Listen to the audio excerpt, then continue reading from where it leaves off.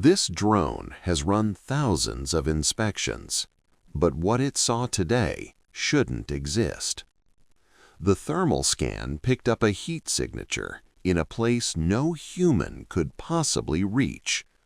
40 meters down, there was a man, sitting perfectly still, eyes open, but not focusing on anything.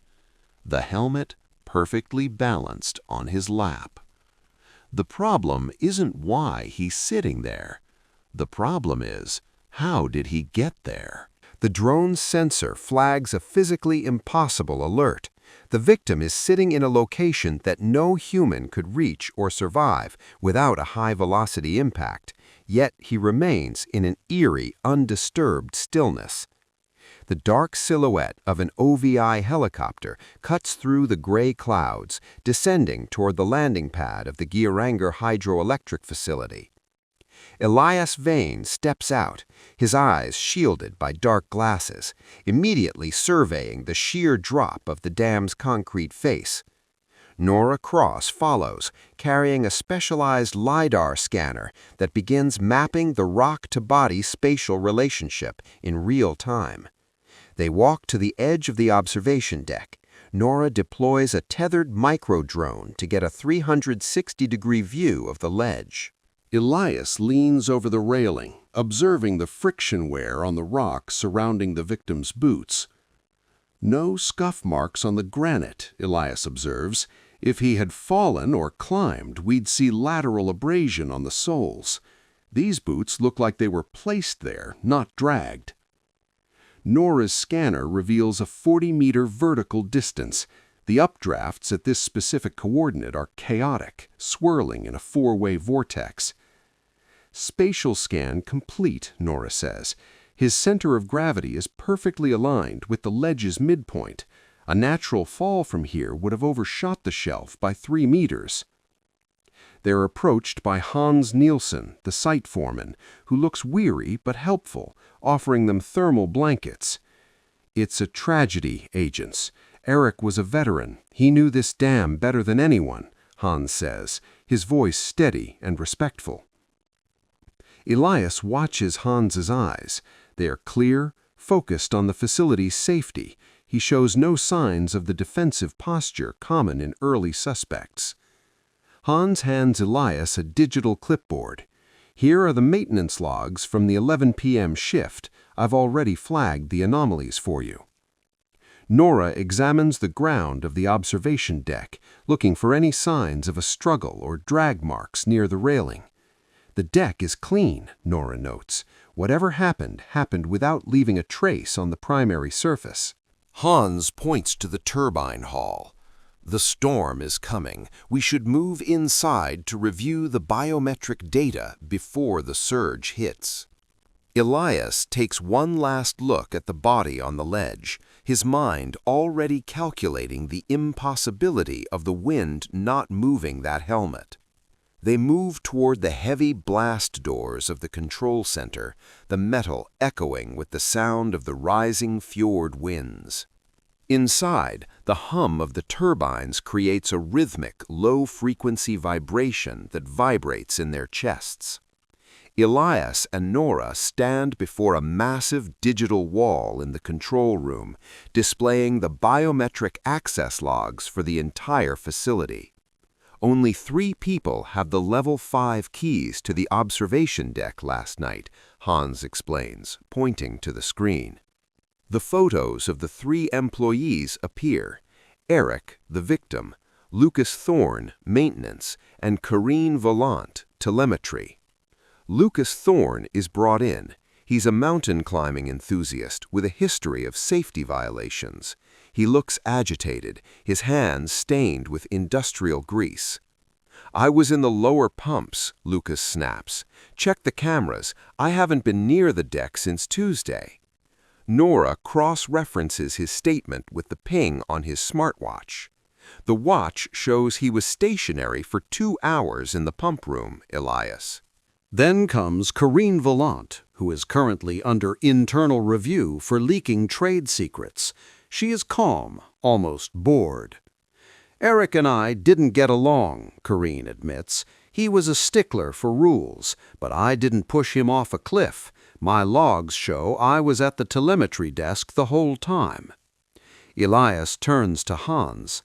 And your access, Mr. Nilsson. Hans smiles sadly.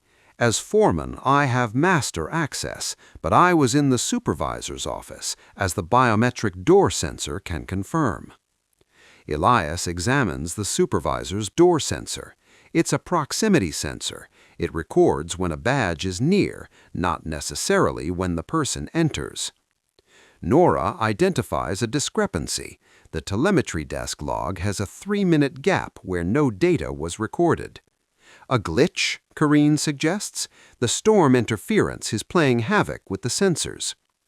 Elias looks at the facility's map. The supervisor's office is directly adjacent to the heavy lift elevator. Who was in charge of the maintenance drones last night? Elias asks the room. No one, Hans says. The drone bay was locked down at 10 p.m. due to the wind warnings. Elias and Nora return to the morgue where Eric's body and his gear have been brought for examination.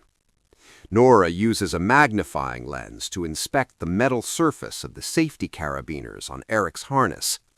Look at this, Elias. The locking gate is perfectly smooth. There's no micro-pitting or metal-on-metal friction. Meaning, Elias asks, leaning in, if he had fallen and the harness caught him, the tension would have left striations on the carabiner's inner curve, Nora explains. And if he had climbed down, the friction of the rope would have heated the metal, changing the molecular structure of the coating, Elias adds. They conclude that the carabiners have never been under tension. They were snapped shut while the body was stationary. This introduces the first major doubt. The victim was likely already deceased before he ever reached that ledge. Nora scans Eric's neck. No bruising from a fall arrest. If a fall killed him, it didn't involve this harness. Elias examines the soles of Eric's boots. There's a strange circular impression on the rubber. This isn't from rock, Elias mutters. It's a pattern from a perforated metal floor. Nora checks the heavy lift elevator floor. The pattern is a perfect match. He was standing in the elevator for a long period, Nora notes, but the elevator log says it stayed on level 1 all night.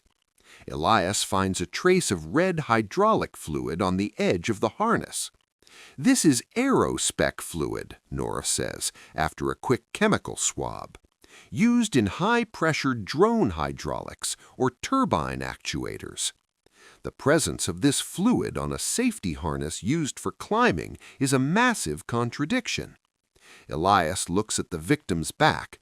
There's a faint square-shaped indentation in the jacket. He was pressed against something hard and flat, Elias concludes, with immense pressure. Nora finds a tiny fragment of synthetic fiber caught in the carabiner. It's not from the dam's uniforms.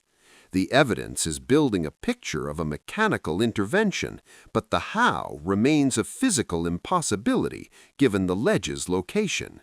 They pulled a junior technician, Soren, aside in the break room. He is visibly shaking, his eyes darting to the security cameras. Eric wasn't just doing maintenance, Soren whispers. He found a crack in the main pressure sensor housing. He was going to report it? Elias asks. Soren nods. If he did, the whole dam would have been decommissioned for a year. Millions in losses. The corporation couldn't let that happen. This establishes a powerful corporate motive for murder, casting suspicion on anyone with a management stake. Who did he tell? Nora asks. He went to the supervisor's office around 10:45 p.m. I saw him go in, but I never saw him come out. Did you see anyone else? Elias probes. Hans was there, Soren says. He looked calm. Too calm, but the elevator never moved. I would have heard the motors. Elias notes that Soren's timeline is incredibly rehearsed, as if he's reading from a script. Nora notices Soren is wearing a brand new watch, much more expensive than a junior tech should afford. Lucas Thorne also hated Eric, Soren adds quickly. Eric caught him stealing cable last month. The junior tech is throwing suspicion in every direction, which only makes Elias more curious about what he's hiding. Wait, Soren says, stopping them as they leave. Eric had a medical condition, vertigo. He wouldn't have gone near the ledge by choice. This confirms that the victim would never have sat on that ledge voluntarily. Elias and Nora walk back to the control room, the junior tech's words echoing. The motive is survival, either personal or corporate. In the control room, Hans presents a digital file he just recovered from Eric's private terminal. It's a psychiatric evaluation. It describes Eric as suffering from severe depression and resignation intent. He was under immense pressure, Hans explains. His structural flaws he found were likely delusions from his declining mental state. Nora reviews the logs. Eric had bypassed 3 separate safety sensors in a way that suggests he was hiding his movements. It looks like a solo breach of protocol, Nora admits to Elias. He disabled his own tracking. The team initially accepts this mental pressure narrative. It fits the lack of struggle and the calm seating position on the ledge. He sat down to face the fjord one last time, Karine says, looking at the photos. It's tragic, but it happens in these isolated facilities. The corporate HR records provide supporting evidence. Eric had missed 3 counseling sessions. Even the biometric skip seems to support self-harm. He didn't want to be stopped. Hans sighs, closing the file. I'll have to inform his family. It's a sad end for a good man. Nora looks at the timeline. If he committed suicide, the gap in the elevator logs doesn't matter. Case closed? Karine asks, reaching for her coat. Elias stands in the center of the room, silent. His eyes are fixed on the drone-captured image of the helmet on Eric's lap. The helmet, Elias says. If a man decides to die, why does he bother to take off his helmet and place it perfectly on his lap in a 70-kilometer-an-hour wind? The room goes silent. The mental pressure narrative doesn't account for the physics of the wind. Elias leads Nora to the observation deck. The storm is worsening, the wind howling through the railings. Elias takes a standard-issue safety helmet and holds it over the railing directly above the ledge's coordinates. Nora monitors the descent path. He drops the helmet. Within 2 seconds, the fjord's updraft catches the plastic shell. The helmet doesn't fall down. It is whipped sideways, slamming into the dam wall and then spinning off into the abyss. It's impossible, Nora says, watching the LiDAR data. The wind speed at the ledge is even higher than it is here. If Eric sat there alive and took off his helmet, it would be in the water before it touched his knees, Elias states. They attempt to reconstruct the fall path using a 90-kilogram weighted dummy. The dummy is pushed off the deck. It misses the ledge entirely, falling 100 meters into the rocks below the waterline. The physics of the fjord's updrafts contradict the final resting position of the victim, Nora concludes. They realize that the body couldn't have fallen there, and it couldn't have been placed there by anyone standing on the ledge. So he wasn't there during the windstorm, Elias muses, but the drone found him during the storm. They check the weather station data. The wind was constant from 10 p.m. to 4 a.m. There is no calm window, Nora says. The physical reality of this environment rejects the body's presence. They are at a total dead end. Every natural explanation for the body's location has been physically debunked. Someone didn't just move a body, they cheated the weather, Elias says. They head back inside, frustrated, as the first thunderclap echoes through the valley. Elias stops at the heavy lift elevator, staring at the floor. Back in the morgue, Nora is performing a second, more detailed scan of the safety gear. Elias, I found it, the spatial slip. She points to the harness. Eric is right-handed. In every photo of him working, his tool belt and his primary carabiner are on the right side. But the body on the ledge? Elias asks. Nora zooms in. The safety gear was clipped onto the victim's left side. And look at the tension. It's backwards. The gate is facing the body. A professional like Eric would never clip a harness backwards, Elias says. It's a death sentence if you actually fall. This confirms the gear was placed on the body by someone else in a hurry, Nora states. Elias begins an intermediate misinterpretation phase. Maybe he was injured. If his right arm was broken, he'd use his left. Nora checks the x-rays. No fractures in the right arm, Elias. He was physically capable of using his dominant hand. So the person who dressed him was left-handed, Elias concludes.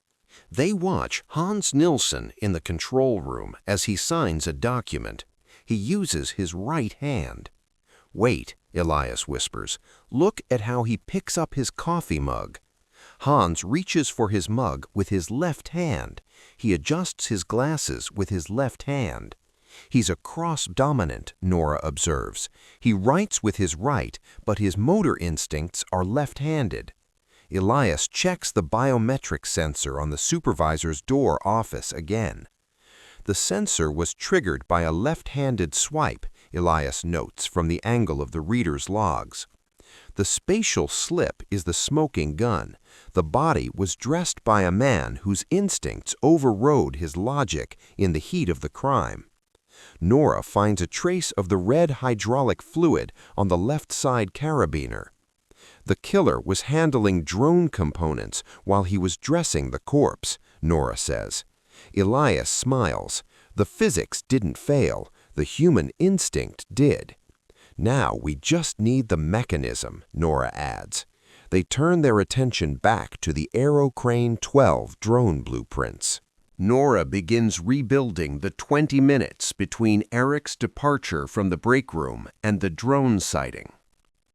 10:45 p.m., Eric enters the supervisor's office, Nora narrates, tracking the badge pings. 10:47 p.m., all biometric activity in the office stops. 10:51 p.m., the heavy lift elevator moves from level 1 to the hangar level, but there is no logged passenger. Elias watches the motor load readings for the elevator. The motor drew 100 kilograms more than an empty car. Someone was inside. Someone who knew how to bypass the badge reader for the elevator, Nora adds. 10:55 p.m., the Aerocrane 12 drone bay's manual release is triggered. 11:05 p.m., a localized magnetic surge is recorded near the observation deck coordinates. That's the drone's suction grip, Elias realizes. The suction motor creates a massive EM field. They identify a 4-minute blind spot where the drone's GPS was manually spoofed. The killer didn't fly the drone to the ledge, Elias says. He flew it over the ledge. Nora simulates the Aerocrane 12's flight path. At that altitude, its 6 rotors produce a downward thrust of 2,000 newtons. It creates a cone of silence, a high-pressure zone directly under the drone that blocks all lateral wind. 11:15 p.m., the drone returns to the bay. The suction motor is deactivated. 11:20 p.m., Hans Nilsson triggers his own badge at the supervisor's desk, creating an alibi. The timeline is perfect. The blind spot in the elevator matches the drone's flight window. They find the hydraulic leak in the Aerocrane 12's left actuator. Red fluid, Nora notes, identical to the trace on the victim's harness. Elias examines the drone's robotic arm. There's a scratch on the gripper that matches the plastic of Eric's helmet. He used the arm to place the helmet, Elias concludes. The mechanism is no longer impossible. It was a feat of industrial engineering used for murder. Let's go talk to the foreman, Elias says. They walk toward the control room, the storm finally breaking outside. The sound of the spillways opening begins to roar in the distance. They are ready for the confrontation. Elias and Nora enter the control room. Hans Nielsen is standing by the main pressure gauge, looking at the rising water. The spillways are open, agents, Hans says. The ledge will be underwater in 10 minutes. The evidence is gone. We don't need the ledge, Hans, Elias says. We have the elevator.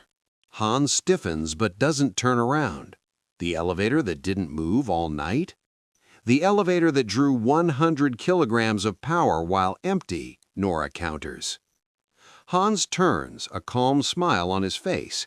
Electrical fluctuations from the storm. You're reaching, Agent Cross. Then explain the carabiner, Elias steps forward. Eric was right-handed. He worked this dam for 10 years. Why did he clip his harness on his left side, backwards, with his own death in sight? Hans pauses. Panic. A man facing the end doesn't think about dominant hands. A professional doesn't panic with his gear, Elias says, but a left-handed man in a hurry, dressing a corpse in the dark, he would. It's a theory, Hans says, nothing more. The red hydraulic fluid on the harness is a 100% chemical match to the leak in Aerocrane 12, Nora adds. Hans' eyes narrow. That drone was locked down. By you, Elias says, which is why you were the only one who could spoof its GPS and fly it into a Force 8 windstorm. The truth begins to replay in a cinematic sequence.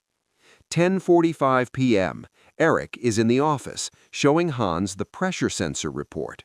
This dam is a ticking bomb, Hans. I'm reporting it. Hans knows this will end his career and the facility. He grabs the acoustic block. He strikes Eric once. The blow is muffled and leaves no external blood. Hans drags the body into the heavy lift elevator, using his left hand to hold the door. He reaches the hangar. He dresses the body, his left-handed muscle memory causing him to clip the harness on the left side, backwards, with his own death in sight. He activates the Aerocrane 12. He uses the suction belly to grip Eric's back.